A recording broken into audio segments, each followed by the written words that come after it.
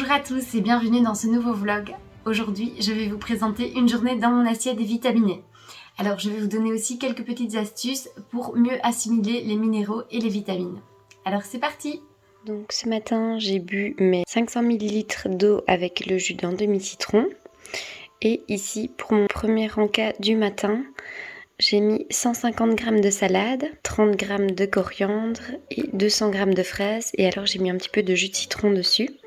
Alors, ce qu'il faut savoir, c'est que les fruits, grâce à leurs vitamines, dont la vitamine C, aident à l'assimilation des minéraux. Donc, les minéraux, on les trouve surtout dans les feuilles vertes. Et en fait, c'est vice-versa. Donc les minéraux vont aider à l'assimilation aussi des vitamines des fruits. Donc les feuilles vertes et les fruits ensemble, c'est vraiment le combo magique. Voilà. Coucou, je voulais vous présenter un produit magique. C'est la poudre de jus d'herbe d'orge. Donc attention, ne pas confondre avec la poudre d'herbe d'orge, qui est encore différente. Celle-ci, c'est celle de la marque Vimergy. Donc ça a un certain coût, mais après on n'en utilise que 1 à 2 cuillères à café par jour. En fait, c'est une poudre qui est un des aliments les plus nutritifs au monde. Donc elle est très riche en vitamines et minéraux. Elle contient aussi des enzymes, des antioxydants et des phytonutriments. Alors, on ne voit peut-être pas ici.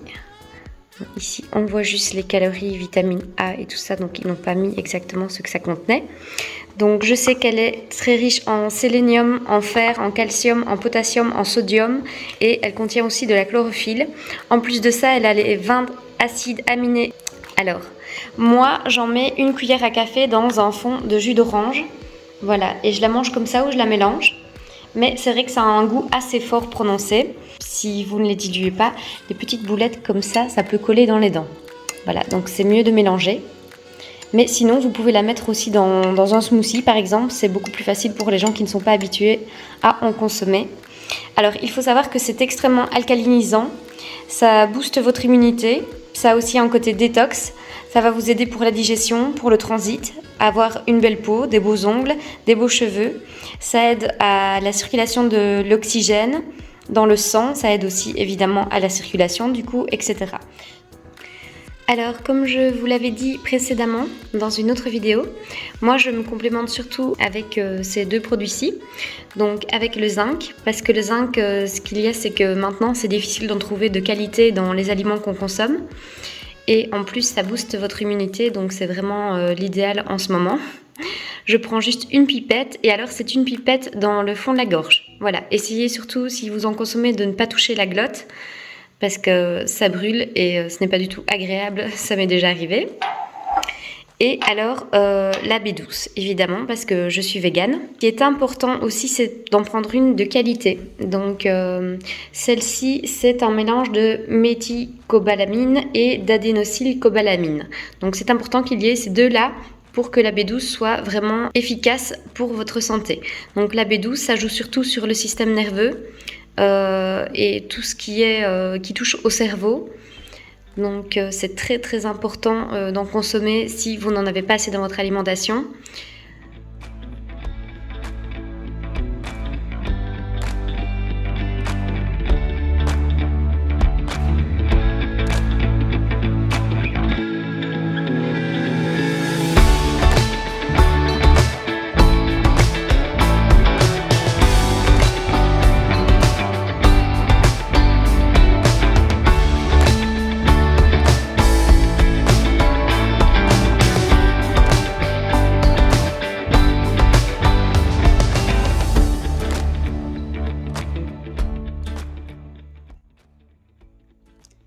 Quand tu dois aller t'entraîner, que la motivation bat son plein dans la pièce. Yo. Easy. Et où? Il est où? Et Tsuki.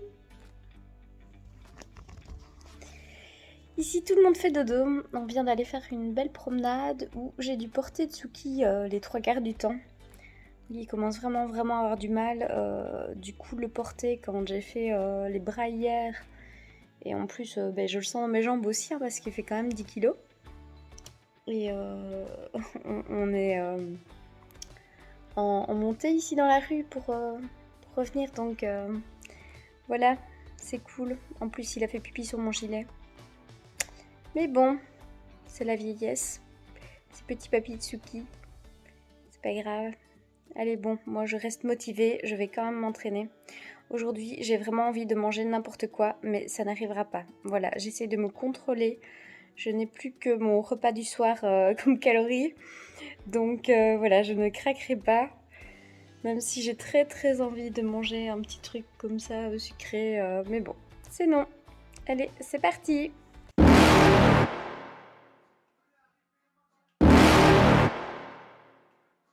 You're never gonna make it, you're not good enough. There's a million other people with the same stuff. You really think you're different? Man, you must be kidding. Think you're gonna hit it, but you just don't get it. It's impossible, it's not probable, you're irresponsible. Too many obstacles, you gotta stop it, yo. You gotta take it slow, you can't be a pro. Don't waste your time no more. Who the fuck are you to tell me what to do? I don't give a damn if you say you disapprove. I'm gonna make my move, I'm gonna make it soon. And I'll do it cause it's what I wanna fucking do. Cause all these opinions and all these positions, they come in millions, they blocking your vision. But no, you can't listen, that shit is all fiction. Cause you hold the power as long as you're dreaming.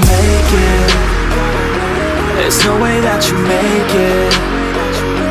And maybe you can fake it, but you're never gonna.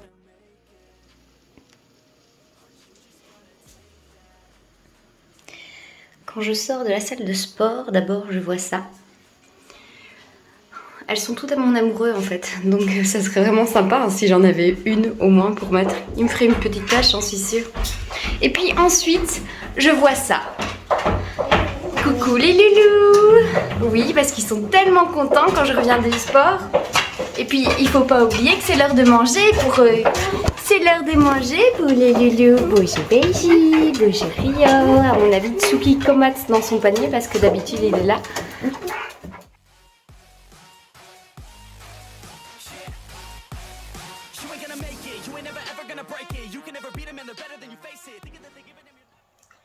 Coucou, aujourd'hui nous sommes samedi et je voulais vous parler d'hier. Donc je vous ai quitté, j'avais fini de m'entraîner, donc j'allais aller manger. Et comme je vous avais dit un petit peu plus tôt avant mon entraînement, j'avais très envie de craquer. Donc pour manger un peu n'importe quoi, du chocolat ou quelque chose comme ça. Alors que je n'en consomme quasiment jamais. En fait, il faut savoir que quand vous êtes en sèche, votre corps réclame... ça peut être des addictions qu'il y a eu auparavant, mais en tout cas, il réclame du sucre. Donc, vu que vous le privez, lui, il en veut plus. Donc, si par exemple, dans le temps, vous avez eu des troubles du comportement alimentaire, voilà, ça peut ressurgir au moment de la diète. Donc, moi, ce que je vous conseille, en tout cas, si vous avez des problèmes qui ne sont pas encore résolus au niveau de l'alimentation, il ne vaut surtout mieux pas faire de sèche. Ça, c'est sûr. Maintenant, si vous avez des addictions, il va falloir vivre avec ça. Pendant la diète, j'ai du mal parce que j'ai tout le temps envie de manger du sucre. Pourquoi ? Tout simplement parce que mon corps est en manque de glucose. Donc évidemment, mon cerveau aussi, vu que c'est le premier macronutriment avec lequel fonctionne votre cerveau, c'est le glucose. C'est une attitude complètement normale et c'est une étape à passer. Cette étape peut durer tout le long de la diète. Quand j'avais fait mes 3 mois de sèche l'année passée, c'était très compliqué au niveau de l'alimentation et ça m'a repoussée vraiment dans mes retranchements les plus sombres, même après. Voilà, donc l'après c'est pire. Il faut vraiment être fort au niveau psychologique parce qu'on a toujours envie de manger plus parce que comme le corps a été affamé, c'est le cas de le dire, il est affamé. Il va vouloir manger. Par exemple, hier soir, j'avais très envie de craquer et j'avoue que j'ai mangé quelques petits chips de lentilles. Bon, ce n'est pas du sucre, mais je me suis dit que si je mangeais du sucre, c'était parti, quoi. Tout ça pour vous dire qu'on a tous nos faiblesses et que le corps est bien fait. Il nous réclame à manger parce qu'il a faim et c'est normal et je ne peux pas lui en vouloir. Et mon état d'esprit va dans ce sens aussi et je ne lui en veux pas non plus. J'essaye d'être clémente avec moi-même, mais de ne pas craquer. Il va quand même me rester presque 4 mois de diète, donc je sais que ça va encore arriver et ça ne m'étonne pas, vu que je vous le dis, je l'ai très mal vécu l'année passée. Je l'ai mal vécu dans le sens où j'avais vraiment très faim, j'avais tout envie de manger. Et ce qui s'est passé aussi avec mon coach, c'est que la première fois, on a diminué assez vite mes calories. Du coup, c'est pour ça que cette fois-ci, j'avais envie de me préparer un petit peu avant pour ne pas trop vite diminuer et être complètement dans l'excès et la faim totale. Donc voilà, je serai plus prête pour cette fois-ci et je vais tout mettre en œuvre pour ne pas craquer. Mais c'est vrai que quand mon amoureux est à la maison, c'est beaucoup plus facile. Ici, là, il était parti et du coup, quand il y a quelqu'un qui est là, c'est pas qu'il me surveille, mais ça me motive de me dire ouais, je vais pas manger un truc, de toute façon il va me voir ou quoi. Enfin, c'est bête, du coup c'est pas un truc dans le jugement, hein, c'est pas ça. C'est juste un petit boost en fait, d'avoir une personne qui est là et qui va vous dire mais non, tu vas quand même pas manger un chocolat, ou non, tu vas quand même pas manger une glace. Enfin attention que c'est uniquement parce que je suis en diète, mon amoureux ne me dirait jamais ça habituellement. Mais voilà, donc des fois, on a besoin de quelqu'un qui nous pousse un petit peu, qui est là, qui nous soutient et qui nous rappelle ce pourquoi on le fait. Et moi, j'ai beaucoup de chance pour ça parce que mon amoureux est vraiment là. Et quand j'ai pas envie d'aller m'entraîner, parce que ça m'arrive évidemment, la fatigue fait que aussi, il me dit toujours oui, mais imagine-toi, pense à ton objectif, tu vas monter sur scène, il faut que tu penses à ça. Allez, pense à toi qui est sur scène, c'est parti.